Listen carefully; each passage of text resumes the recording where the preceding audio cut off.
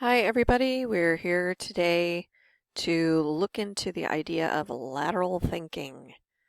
You're probably familiar with this concept already. It's also referred to as thinking outside the box, or at least that's part of it. And the idea was first conceived by Dr. Edward de Bono. He's a Maltese-born English researcher who hit his stride more or less in the late 1960s, which is when a lot of societal norms were being challenged. And he came out with a book called Lateral Thinking at that time. This is a more current version of it, in which he explored the ideas of intentionally thinking in ways that are novel or unusual or contrary to common conceptions in order to find solutions for problems or to prompt creativity. So here's an example of traditional thinking. In this instance, we have a maze, and we start at point A, want to get to point B, and the way that you work a maze is that you follow the paths until you're blocked, then you move around the block, or maybe you backtrack a little bit, and then you go until you finally figure out how to get out the exit, point B. Well, if you're only trying to get from point A to B, sometimes there are easier ways. Here's your lateral thinking example. In this instance, you could just go around. It's much simpler. Why not do that? Well, obviously there are some instances where the journey is the point, not just getting to the end. But in other cases, lateral thinking can be very helpful. So some of the techniques that he talks about are things like challenging assumptions. You want to always question why a particular thing is done a particular way. You might want also to look for alternatives. Even if you have a way that works already, maybe there's something better. You can brainstorm, come up with ideas with a group of people, bounce ideas off each other. Sometimes that interplay can lead you in a different direction. You can analogize, compare things, think of them as associated with other things, and see if that helps you come up with a different perspective for looking at your problem. You can take things apart and look at them as pieces before you reassemble them, because maybe reassembling them in a new way is better. And this is a process thing as well as a physical thing, so you could break down ideas, talk about the pathways from the beginning to the end of a process, or you can physically take something apart and try and put it back together again in a different way and see what happens. Sometimes you end up with leftover screws, and that's not always good. But you want to be able to feel free to explore and try things out and not worry about making mistakes.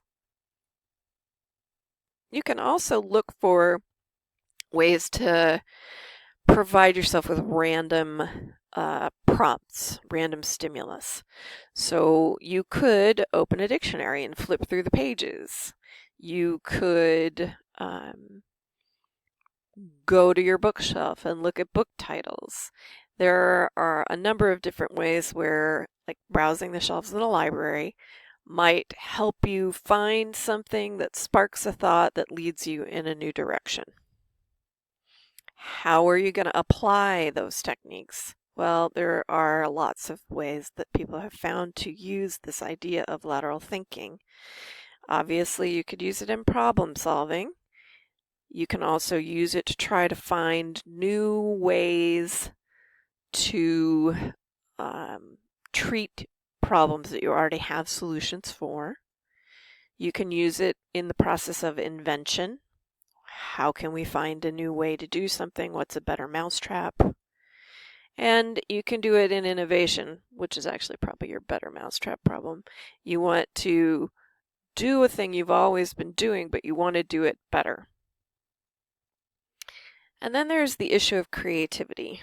While lateral thinking is not, I think, necessary to creativity, though Dr. DeBono might argue with me on that point, it is certainly helpful to be able to think a little bit sideways at some ideas in order to get new results.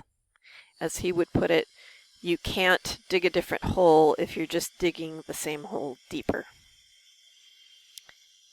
Someone who's known for this idea is Steve Jobs. His slogan was think different. He wanted everybody in his company to think not about how things had been done, but how things could be done. And obviously there are some significant commercial benefits when you can create a company that is as innovative as Apple has been. Lots of corporations have really bought into Dr. DeBono's ideas about lateral thinking. They either work directly with him or they have been influenced by his ideas because it can help to add some flexibility to people's regular processes. And in a corporation which has to run with a certain amount of predictability in order to succeed just because of its sheer size, introducing those elements of sideways thought can be very helpful in terms of making people remember how not to be stale. For us, our concern would be in the classroom, where pretty much everything is new to the students. So what's the point of having lateral thinking? Well, as it is the case in companies, so it is the case in classrooms. We do want kids to think flexibly. We want them to be able to come up with solutions for what have been long-standing or intractable problems, like poor Humpty Dumpty here. What are ways that we could get Humpty Dumpty safely off the wall? That follows not only for elementary school kids, but older kids who are doing research. They want to be able to solve problems and take ownership of those things and have some pride in what they are creating. And it might not be a physical creation, it might be a solution to a problem. Those are essentials for inspiring an interest in learning and in helping kids feel confident and feel curious. If you are curious, you can find more information about thinking out of the box at edwdebono.com. He has his own website, and there's a section in it on lateral thinking. Hope you enjoyed it. Thanks very much.